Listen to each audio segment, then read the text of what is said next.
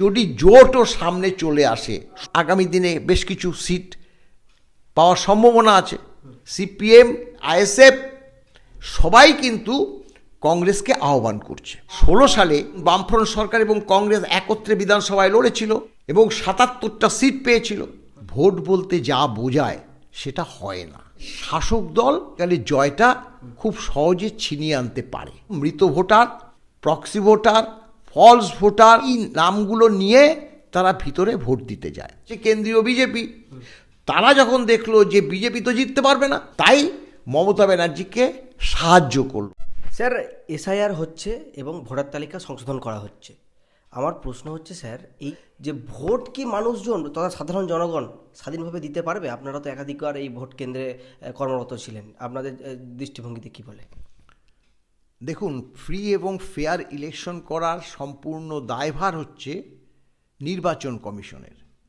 আমরা তো কর্মচারী সমাজ, আমরা ভোট নিতে যাই।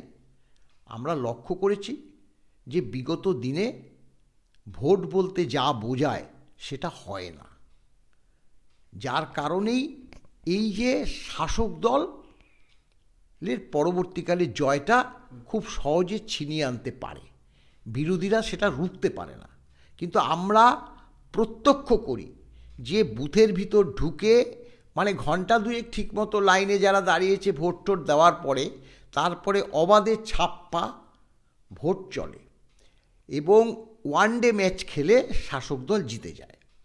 তা এবার যে এসআইআর হচ্ছে, কারণ এসআইআর হওয়ার কারণে যারা ভোটটা লুট করতে যাবে সেই নামটা তো থাকতে হবে। সেই নামটা কিন্তু মৃত voter, proxy voter, false voter, এই নামগুলো নিয়ে তারা ভিতরে ভোট দিতে যায়। এখন এসআইআর পরবর্তী যদি দেখা যায় যারা মৃত তাদের নামগুলো নেই, যারা ডুপ্লিকেট ভোটার করে রেখেছিল সেই নামগুলো নেই, স্বাভাবিকভাবে বেশ কিছুটা সেখানে কিন্তু প্রতিহত করা যাবে যারা ভোট নিতে যায়।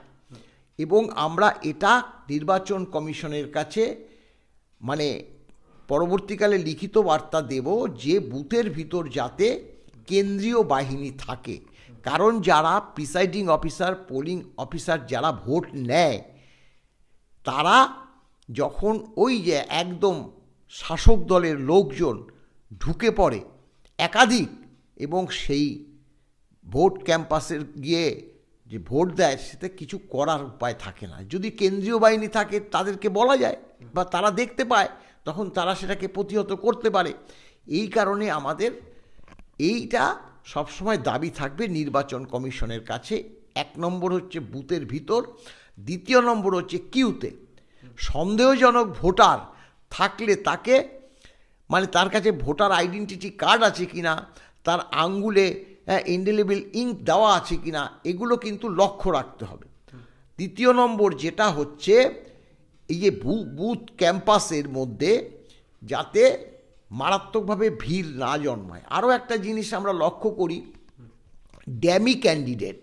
এই ড্যামি ক্যান্ডিডেট জন্য শাসক দলই ড্যামি ক্যান্ডিডেটটা বেশি দেয়, বিরোধীরা দিতে পারে না। তাদের এমনিতেই এজেন্ট নেই, তাহলে কিভাবে দেবে? এমনি অরিজিনাল এজেন্ট বসাতে পারে না বিরোধীরা, সেটা আমরা জানি।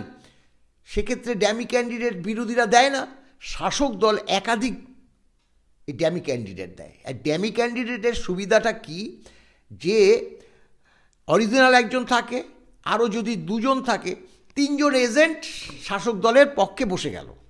এবার বিরোধীরা হয়তো আর 2 জন দিল, তাহলে দেখা গেল যে শাসক দলের যে এজেন্টের সংখ্যা গুরু হয়ে গেল আর বিরোধীরা সংখ্যালঘু হয়ে গেল। এবার একজন ফলস ভোটার এসছে, এবার যখনই বিরোধীরা বলল স্যার এ কিন্তু ফলস ভোটার, এর কিন্তু ভোটার এই বুথেই না, আমরা জানি অমুক বুথে, ঠিক আছে, এখন সঙ্গে সঙ্গে ওই যে শাসক দল তাদের যে 3 জন, কেন 2 জন ড্যামি আছে, তারা 3 জন মিলে বলতে শুরু করে না না মিথ্যে কথা বলছিস স্যার, আমরা চিনি এই অমুক জায়গায় থাকে এই ভোটার।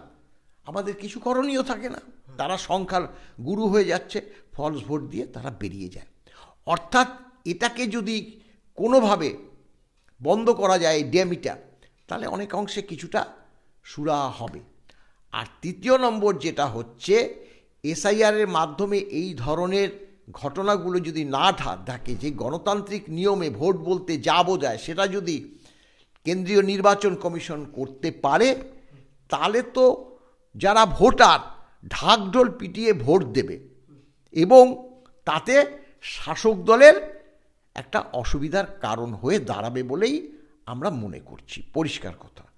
স্যার, ইতিমধ্যেই আমরা রাজ্যে শাসক দলের একাধিক দুর্নীতির চিত্র জানতে পেরেছি এবং একাধিক ব্যক্তি তারা শাসক দলের প্রতি তিতিবিরক্ত।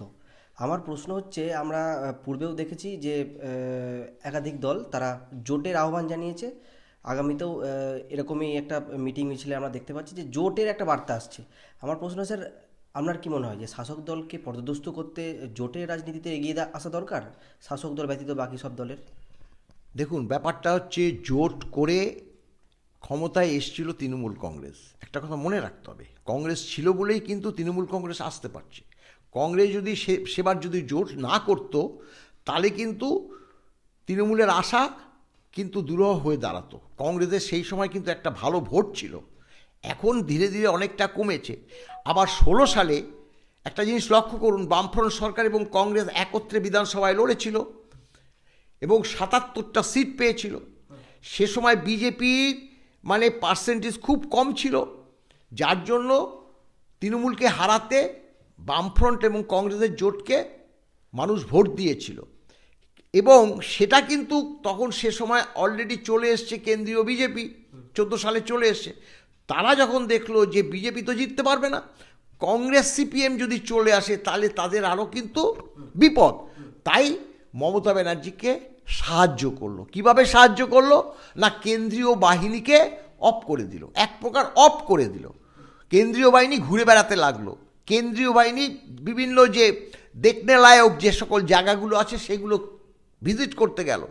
আমরা লক্ষ্য করেছি হাজারদুয়ারিতে ঘুরতে গিয়েছিল, সেই সময় সেই সব মিডিয়াতে প্রকাশ করেছে, যার জন্য আবার ভোট লুট করে জিতে গেল, নাহলে 77টা সিট পেয়েছিল। এবং এখন যেটা দেখা যাচ্ছে যে সিপিএম অর্থাৎ বামফ্রন্ট, তারপরে আইএসএফ, এমনকি ওখানে হুমায়ুন কবির, সবাই কিন্তু কংগ্রেসকে আহ্বান করছে। এখন কংগ্রেসের ব্যাপারটা কি, কংগ্রেসের বর্তমান যে প্রদেশ কংগ্রেস, তাদের যে তারা একক লড়বে, প্রদেশ কংগ্রেসের সভাপতি বলে দিয়েছে। এখন তিনি বারবার আমাদের এআইসিসির কথা তুলে ধরছে, তারা যা চাইবে সেটা হবে, তারা যা চাইবে। আরে বাবা, প্রদেশ কংগ্রেস কি চাইবে, তাদের ইচ্ছাটা কি সেটাও তো প্রকাশ করতে হবে। সেই ইচ্ছা তো প্রকাশ করছে। আমার যদি অনিচ্ছা থাকে, আমি তো ওই কথাটাই বলবো যে আমার অনিচ্ছা, দাঁড়া আমি অমুককে জিজ্ঞাসা করিনি, আমি তমুককে জিজ্ঞাসা করিনি। এটা বাহানা করছে, এটা বাহানা দিচ্ছে। অর্থাৎ এবার এটাও ঠিক যে আইএসএফের একটা ভালো কিন্তু জনসমর্থন আছে, সিপিএমেরও আছে। এবার যদি কংগ্রেস করে, তাহলে অন্তত কংগ্রেসের সাউথ বেঙ্গলে কিছু হবে না, কংগ্রেসের সাউথ বেঙ্গলে কিচ্ছু হবে না। উত্তরবঙ্গে বলতে ওই মালদা, মুর্শিদাবাদ আর উত্তর দিনাজপুর, সেখান থেকে যদি সিপিএম বা আইএসএফ যদি সঙ্গ দেয়, তাহলে কংগ্রেস কিছু সিট পাবে। তা স্বাভাবিকভাবে আর যদি এককভাবে লড়াই করে, তাহলে তো বিজেপি সুবিধা হবে, ভালোই। তৃণমূলকে হারাতে হবে, পরিষ্কার কথা, তৃণমূলকে হারাতে হবে। মানুষ যাকে চাইবে, এবং সেটা বিরোধী এখন নেত্রী কী করছে, একমাত্র বিজেপিকে কেবল গাল পাড়ছে। যা অভিযোগ, যা মানে প্রচারে বিজেপিকে সামনে নিয়ে এসছে, সাধারণ মানুষ জানে যে তৃণমূল ভার্সেস বিজেপির লড়াই হবে। তা তৃণমূলকে হারাতে গেলে বিজেপিকে দেবে।